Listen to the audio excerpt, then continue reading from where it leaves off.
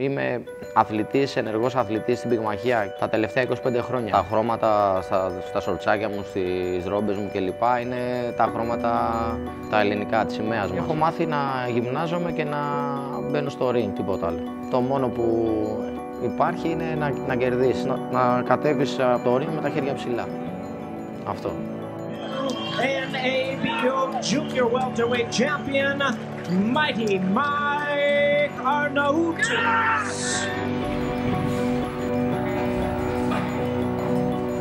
Το άθλημα της πυγμαχίας μπήκε στη ζωή μου στην ηλικία των 10 εξαιτίας του πατέρα μου. Ήταν πυγμάχος στο σύλλογο της ΑΕΚ. Παρακολουθούσαμε πυγμαχία στο σπίτι.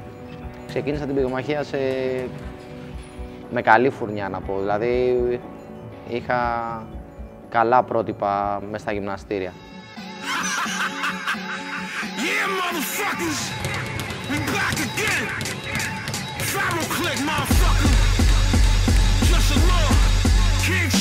Η πυγμαχία είναι ξεχωριστό άθλημα, όπως και την ονομάζουν, είναι η γλυκιά επιστήμη. Χρειάστηκαν 2 χρόνια ώστε να μπορέσω να ξεφύγω από την ερασιτεχνική κουλτούρα, να το πω έτσι, από τα 10 χρόνια που κουβαλούσα και να μπω στα πρώτα βήματα ως επαγγελματίας.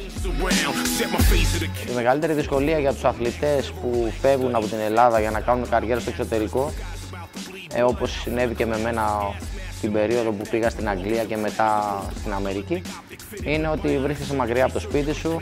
Εγώ δεν μιλούσα καλά για τη γλώσσα. Έπρεπε να δώσω το 150% ώστε να καταφέρω και να ανταπεξέλθω μέσα στα γυμναστήρια. Έχω πάρει αρκετές καλές συμβουλές. Θα έλεγα την πιο σημαντική, πιστεύω, για έναν επαγγελματία, είτε πυγμάχο είτε επαγγελματία αθλητή, να φυλάει τα χρήματά του σαν να είναι ο τελευταίος του αγώνα. Είναι η πιο σημαντική συμβουλή που έχω πάρει.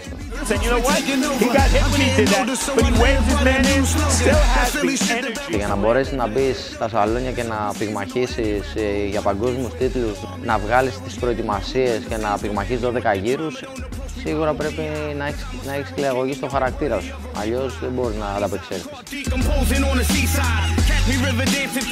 Ο αθλητής πρέπει να γυμνάζεται ώστε να μπορέσει να εκτελέσει τις ασκήσεις σωστά. Ο επαγγελματίας γυμνάζεται τόσο ώστε να μην μπορεί να τις κάνει λάθος. Αυτή είναι η διαφορά.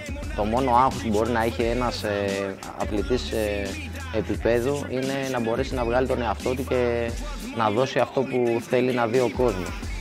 Δηλαδή να βγάλει τον εαυτό του αυτό που κάνει καθημερινά μέσα στο γυμναστήριο. Πρέπει να υπάρχει κίνητρο στους αθλητές, σε αθλητές επίπεδου, ώστε μετά από ένα σημείο να βγουν από την Ελλάδα και να μας αντιπροσωπεύσουν στο εξωτερικό. Η ήττα για μένα σημαίνει μάθημα. Πρέπει να βρεις το κουράγιο, να ξαναμπείς στο γυμναστήριο, να σκληραγωγηθείς, να δυναμώσεις ώστε να ξαναμπείς στο ring και να κερδίσεις. Και αυτή πιστεύω είναι η ουσία. Η μεγαλύτερη πρόκληση για ένα επαγγελματία αθλητή είναι ο παγκόσμιος τίτλος. Αυτό κυνηγάει ο κάθε πυγμάχος, αυτό ονειρεύεται και γι' αυτό το λόγο πυγμαχεί. Γι' αυτό το λόγο πυγμαχώ και εγώ, ώστε να ξαναμπώ στο ring για να διεκδικήσω ένα παγκόσμιο τίτλο.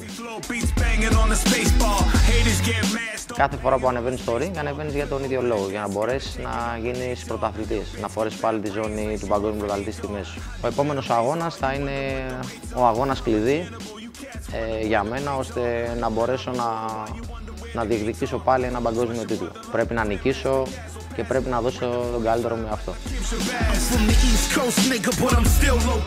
Για όλους υπάρχει ημερομηνία λήξη. Σε 10 χρόνια από τώρα πιστεύω θα είμαι πάλι σε μια προετοιμασία για να κάνω κάποιον αγώνα. Έτσι φαντάζομαι, το ίδιο. Η καλύτερη στιγμή είναι κάθε φορά που ανεβαίνω στο ring να πυγμαχίσω και η χειρότερη στιγμή δεν έχει έρθει ακόμα. Νομίζω θα είναι η ώρα όταν θα χρειαστεί να κρεμάσω τα γάντια.